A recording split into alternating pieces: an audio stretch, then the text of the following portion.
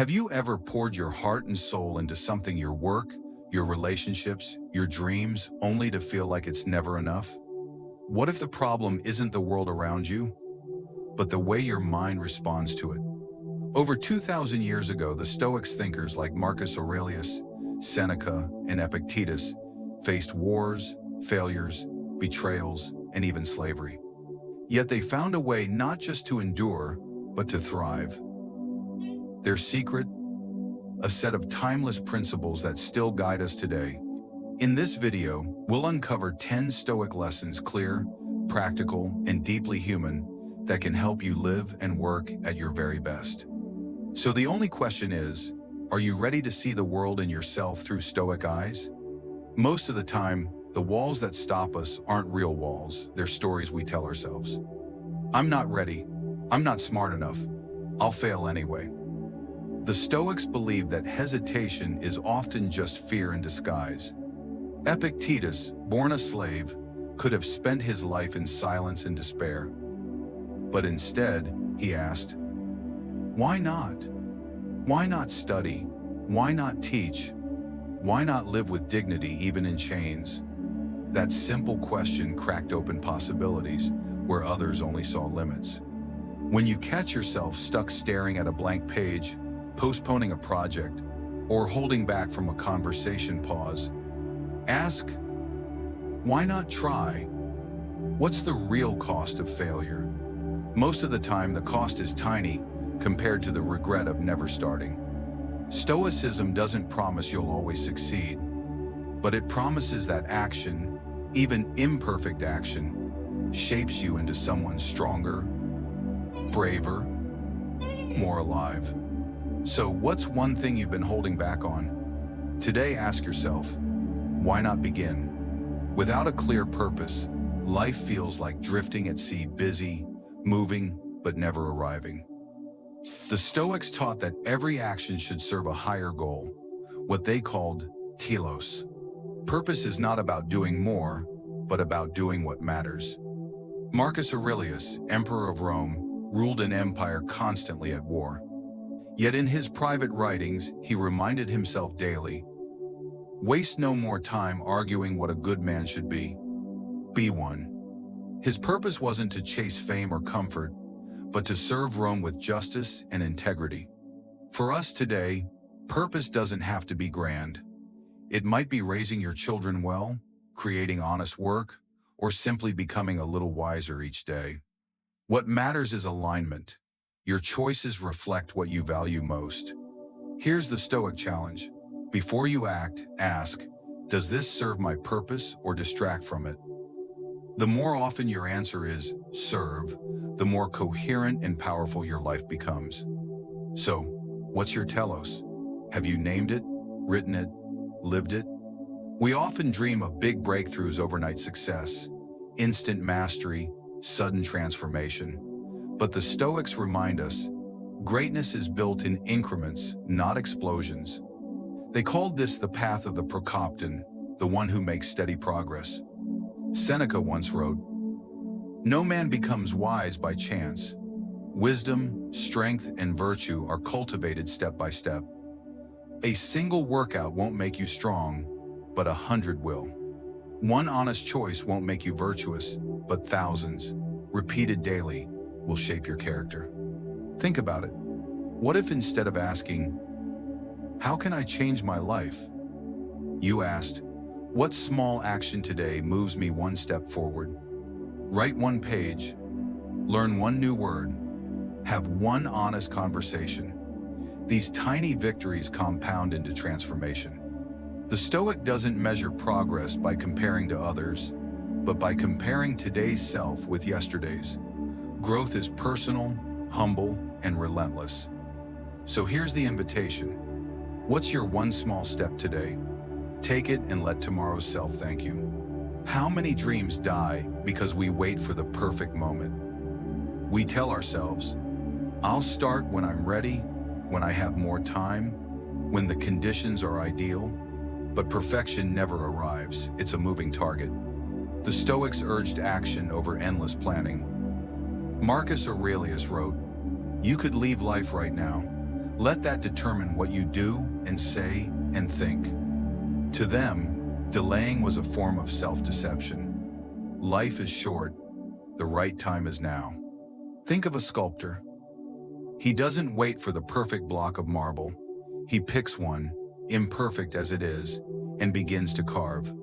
Through the act of shaping, beauty emerges. In the same way, your first attempt may be rough, but action itself refines you. Perfection is an illusion. Progress is real. Each imperfect step teaches, toughens, and moves you forward. The tragedy isn't failing, it's never beginning. So ask yourself, what's the project, idea, or dream you've been waiting to perfect? Start it today, imperfectly. That's the Stoic way. One of the most powerful Stoic insights is also the simplest. There are things within your control and things forever beyond it. Peace comes from knowing the difference. Epictetus, once a slave, had no control over his chains, his masters, or his circumstances. But he realized he could control his thoughts, his choices, his attitude. And in that control, he found freedom greater than any emperor's. We waste enormous energy trying to bend the world to our will, obsessing over outcomes, people's opinions, or twists of fate. But the Stoics remind us, results are not ours, only effort island. You don't control the weather, but you control how you sail. You don't control applause, but you control the honesty of your work. When frustration rises, pause and ask, is this within my control? If yes, act. If no, release it. This simple filter can save you from endless anger, envy, and disappointment. True strength is not forcing the world, it's mastering yourself. So, what are you clinging to that you cannot control? And what might happen if you finally let it go? Most people see failure as the end. The Stoics saw it as a forge. Every setback, every mistake, every stumble was raw material for building character. Marcus Aurelius wrote, "The impediment to action advances action. What stands in the way becomes the way." To a Stoic, failure isn't a roadblock, it's the very road itself. Think of Thomas Edison, who famously said he didn't fail thousands of times when inventing the light bulb, he simply found thousands of ways that didn't work.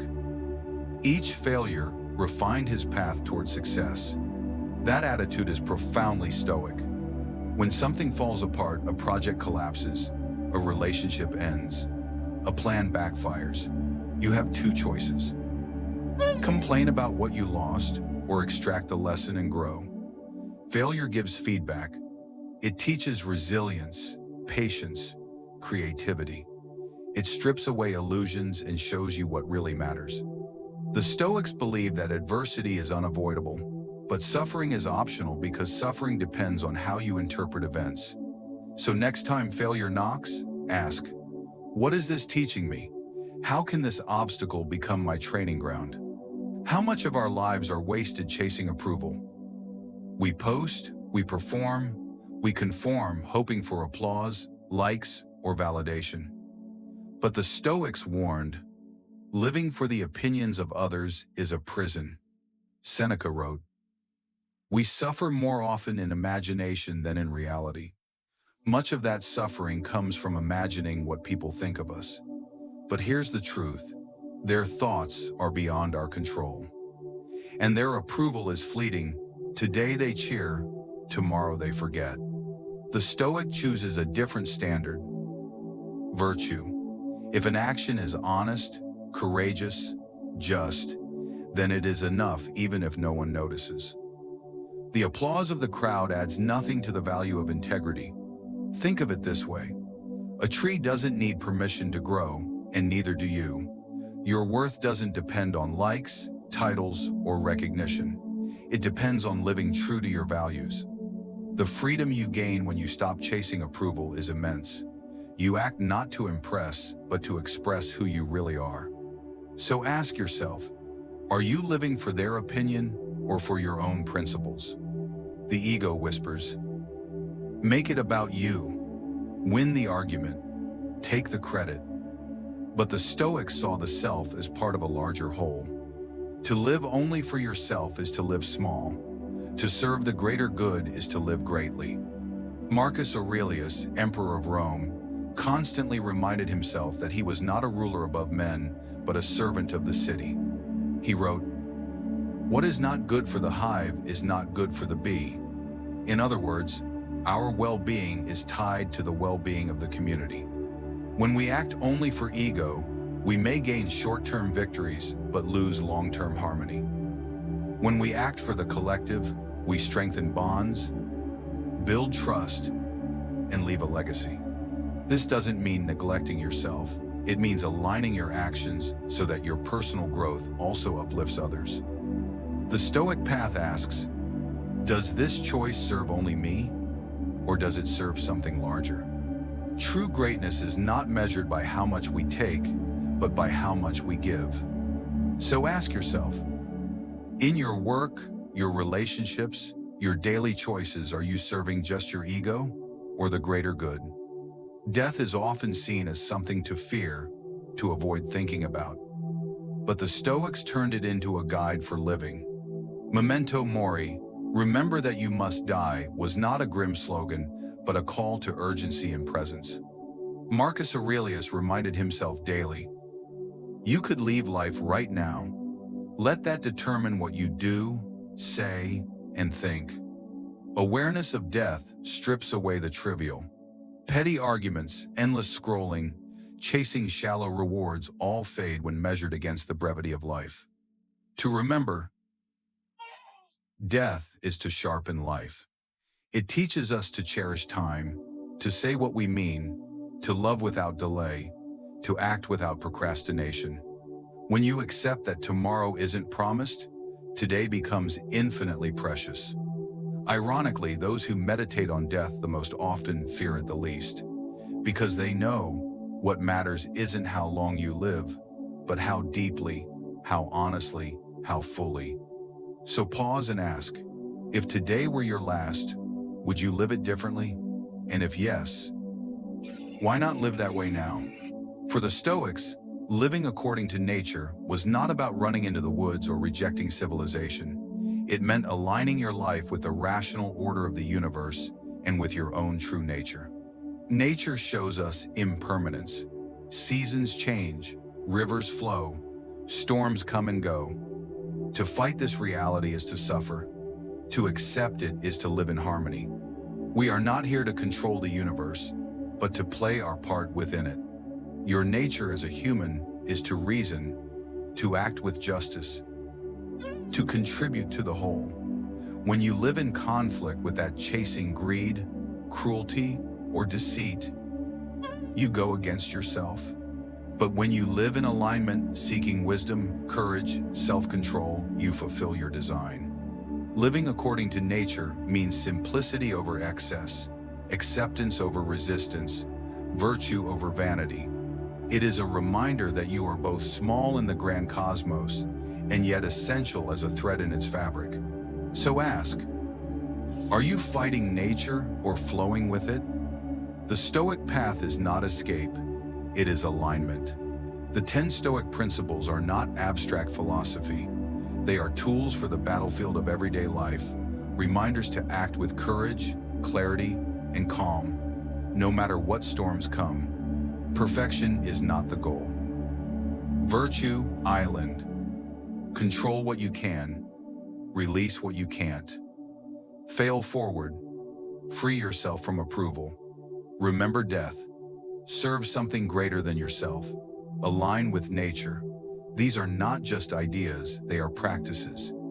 And here's the truth, philosophy only matters if you live it. Reading Stoic wisdom without applying it is like owning a sword but never wielding it. So here's your call to action. Pick one principle. Apply it today, right now. Write it on a note. Live it in a choice. Test it in a conversation. Make philosophy flesh and blood. Don't just admire the Stoics. Be one.